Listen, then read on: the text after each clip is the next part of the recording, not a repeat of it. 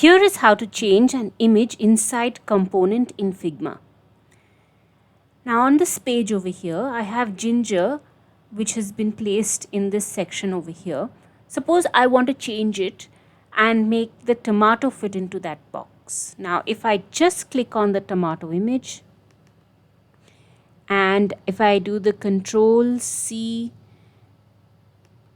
Control V option, as you can see, it doesn't fit into the box and it does not have the desired effect that I'm looking for. So I'm just going to go back there a space.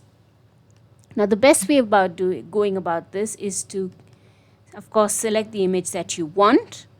Then in the fill section over here, you need to select this entire row.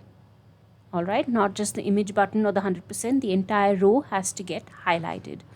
Once that is done, you can now Control C for copy, click on the section where you want it to be pasted and go with the Control V, and the tomato gets pasted within the dimensions of your section or your component.